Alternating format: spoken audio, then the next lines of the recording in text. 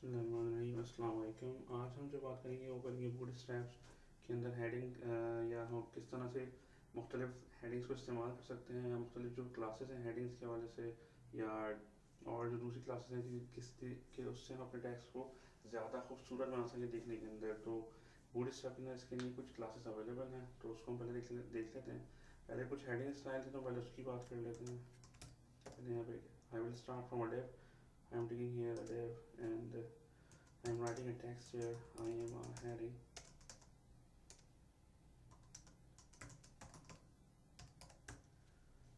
अभी मैंने इसके अंदर एक हेडिंग ली है, डिव के अंदर एक टेक्स्ट लिया है, मगर मैंने इसके ऊपर कोई क्लास अप्लाई नहीं किया। तो पहले हम इसको भी लिख लेंगे कि किस तरह देखने में नज़र आता है ये। Ctrl+B to build a project here. तो क्योंकि अभी तक मैंने इसके ऊपर कोई हेडिंग स्टाइल अप्लाई नहीं करा है, तो अभी तो फिलहाल हमें नॉर्मल टेक्स्ट ही नज़र आ रहा है यहाँ पे। तो इसको किस तरह से हम कर सकते हैं, तो जैसे ही मैं यहाँ पे क्लास अप्लाई करूँगा H1, तो ये हमारे पास एक हेडिंग बन जाएगी जो कि कुछ इस तरह से हमें नज़र आएगा। फिर और सब जो बूटस्ट्रैप के अंदर जो हेडिंग स्टाइल्स हैं वो रैम के अंदर काम करते हैं, यानी कि 1 रैम इक्वल टू 16 पिक्सल्स। तो by default this is 1 RAM, और जो कि 16 पिक्सल्स के बराबर है तकरीबन। इसके बाद हम मुख्तलिफ डिफ्स के अंदर ले लेते हैं टेक्स्ट, मुख्तलिफ डिफ्स हम यहाँ बनाते हैं अपनी, और हर डिफ के अंदर हम डिफरेंट क्लास देख देखते हैं किस तरह से हमें नज़र आएगा।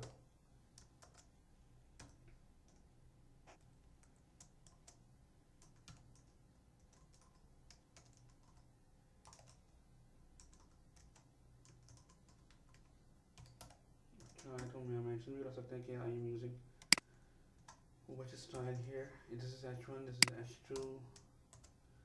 जिस तरह हमारे पास HTML के अंदर H1 से H6 तक हेडिंग स्टाइल्स हैं, इसी तरह बूटस्ट्रैप के अंदर क्लास हेडिंग्स के लिए क्लासेस मौजूद हैं जो कि H1 से H6 तक हैं। और अगर हम उसको मज़ीद कस्टमाइज़ करना चाहेंगे तो फिर उसके लिए हमें मज़ीद CSS खुद हमें अपनी लिखनी पड़ेगी। तो अभी तो हम क्योंकि हम बूटस्ट्रैप की क्लासेस यूज़ कर रहे हैं, तो फिलहाल हम उन्हीं को इम्प्लीमेंट करके देखते हैं कि किस तरह से ये क्लासेस वर्क करती हैं। डिफ क्लास इक्वल्स टू H3। जैसे मैंने यहाँ पे H3 Lee, I am heading,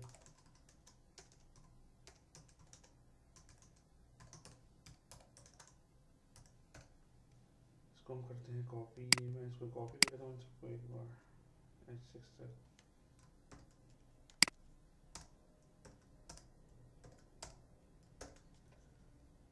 And giving different names to these classes. This is H4, this is class H5 for heading, and this is class H6 for heading, and changing here H4। ये सिर्फ display text है जो कि यहाँ पे मैं कर रहा हूँ, इस पे से कोई असर नहीं पड़ने वाला। Just to mentioning how it looks like after applying those classes। तो ये हमें नज़र आ रहा होगा कि ये हमारे पास H1 है जो कि सबसे बड़ा साइज़ है। Then there is I am heading जो कि H2 है, class H2। This is class H3, this is class H4, this is class H5 and this is class H6, जो कि बूटस्ट्रैप की अपनी क्लासेस हैं। अगर इसके अंदर मज़ीद हम कुछ करना चाहेंगे तो हमें कस्टम CSS कोड लिखना पड़ेगा, फ़िलहाल हम उसकी बात नहीं करते। और अभी वैसे ही नज़र आ रहा है कि हमारा जो हेडिंग्स हैं तमाम की तमाम वो थोड़ी कॉर्नर के अंदर आ रही है, तो इसको हम पेज के सेंटर में किस तरह ला सकते हैं तो हमें मालूम है, जो कि हम पहले कर भी चुके हैं। Container class, there is a class which is name container in Bootstrap, तो उसको हम यहाँ पे अप्लाई करते हैं। मैं यहाँ पे कंटेनर ले लेता हूँ जो कि बूटस्ट्रैप की अपनी क्लास है, और इस तमाम कोड को यानी जो 6 जो हमने हेडिंग स्टाइल जो हमने पढ़े हैं इसको मैं वहाँ पेस्ट कर देता हूँ, कट एंड पेस्ट,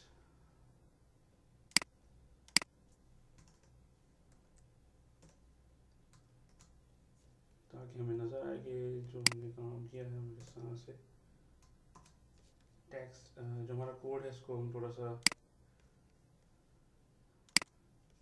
इंडेंटेशन कर लेते हैं, and then this will look like a bit better।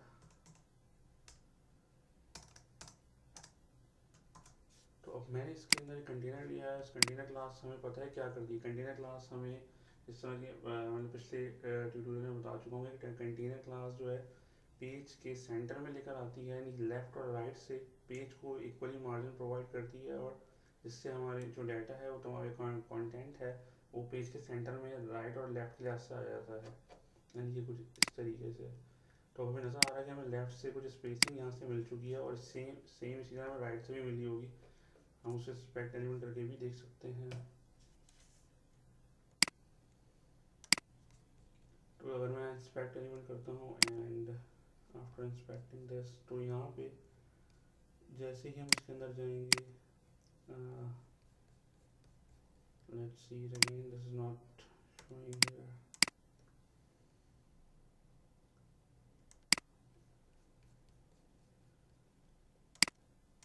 तो हमारे पास जो कंटेनर क्लास है और ये रेस्पॉन्सिव साइड हमारी बोल चुकी है, इसको मैं ऑफ कर देता हूँ। तो इसको दोबारा देखते हैं। कंटेनर क्लास हमारे पास, यानी जो हिस्सा है पे ब्लू, हमारे पास जो ब्लू कलर में आ रहा है कंटेनर क्लास है, तो जिसके ऊपर में जो हमें हाईलाइट हो रहा है यहाँ पे। और लेफ्ट और राइट से जो हमारे पास जो ऑरेंज पार्ट है, यानी जो ऑरेंज, यानी कि अगर मैं इस कंटेनर पे रखता हूँ अभी पॉइंटर, तो हमें नजर आ रहा है जो ब्लू हमारा एरिया है, this is the container, and from the orange color is showing the margin from the left and the right hand side which is providing by the container। तो कंटेनर क्लास हमें ये आसानी provide कर दी है, इसके हम बारे में पहले ही पढ़ चुके हैं। तो ये तो खैर हमारा कंटेनर के अंदर से हो रहा है।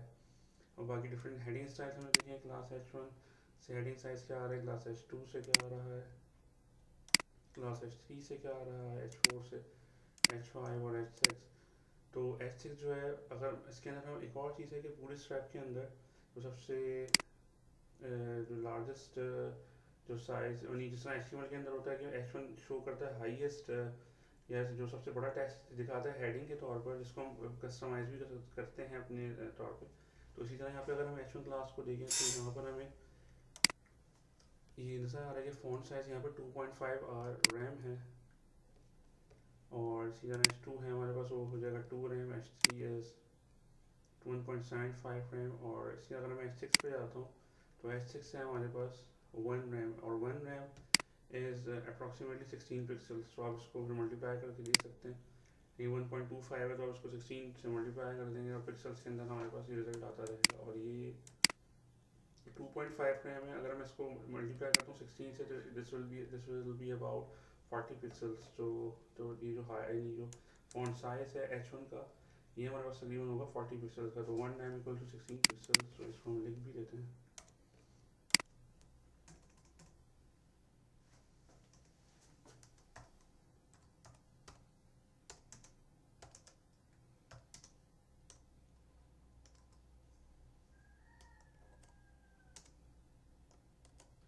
One rem equal to 16 pixel, जो कि पूरी स्ट्रैप में जो फॉन्ट साइज है वो रैम में डिफाइन हुए हैं, और इसको अगर आप पिक्सल में कन्वर्ट करते हैं तो 16 पिक्सल्स होगा।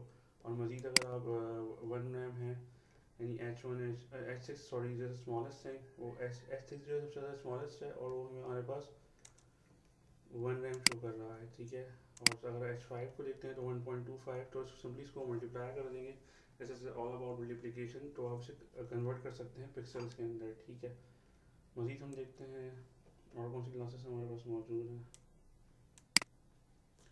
इसके अलावा अगर हम देखना चाहें तो इसके अलावा भी हम देख सकते हैं कि डिस्प्ले क्लासेस भी हमारे पास मौजूद हैं। डिस्प्ले क्लासेस भी हैं जो कि टेक्स्ट को मज़ीद इन हेडिंग स्टाइल पे ही हम उसको अप्लाई कर सकते हैं, टेक्स्ट को मज़ीद थिन करके हमें वो दिखा सकते हैं। तो इसको भी हम देखते हैं किस तरह है। I am taking a diff here.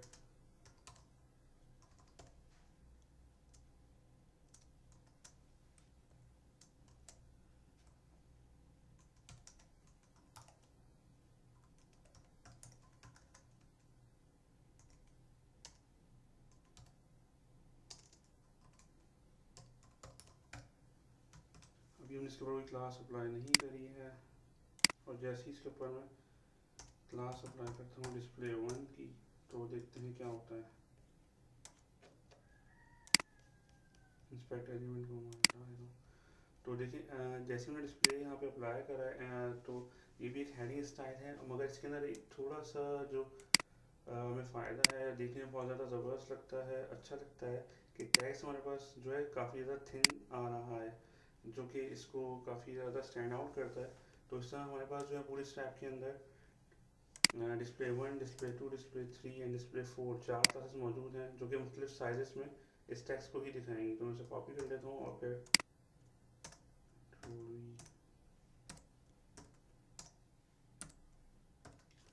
और जैसे ही मैं यहाँ पे क्लास नेम चेंज करूँगा डिस्प्ले 2, डिस्प्ले 1 से लेकर डिस्प्ले 4 तक हमारे पास ये क्लासेस मौजूद हैं। तो आइए अब इसको देखते हैं कि हमारे पास किस तरह का रिफ्रेश करते हैं। तो जैसे हम देख सकते हैं कि जैसे ये है डिस्प्ले क्लास 2, ये है class display 3 and this is the last one which is display 4। तो इससे हमारे पास एक तो ये कि हेडिंग एक तो टेक्स्ट जो है काफ़ी ज़्यादा बड़ा आ रहा है और this text is quite thinner and this text is quite finer than the heading. So आप इसको भी चाहे तो यूज़ कर सकते हैं अगर आप एज ए हेडिंग के तौर पर इसको यूज़ कर रहे हैं। तो इसमें काफ़ी ज़्यादा चीज़ें और भी हैं। तो फिलहाल तो इसमें हम जो बेसिक आइडियाज़ हैं या बेसिक जो चीज़ें हैं about bootstrap I am sharing है ताकि इन चीज़ों को यूज़ करते हुए एक अच्छी वेबसाइट एक अच्छा वेब पेज डिज़ाइन कर सकते हैं जो कि देखने के अंदर काफ़ी ज़्यादा खूबसूरत भी हो और जब उसे यूज़र आए तो उसको काफ़ी ज़्यादा अपील भी करे। So that these are small things which we need to keep in the mind और इसकी प्रैक्टिस हमें ज़्यादा से ज़्यादा करनी है ताकि हम एक अच्छा वेब पेज या एक अच्छी वेबसाइट डिज़ाइन कर सकें जो कि यूज़र को अपनी तरफ अट्रैक्ट करे।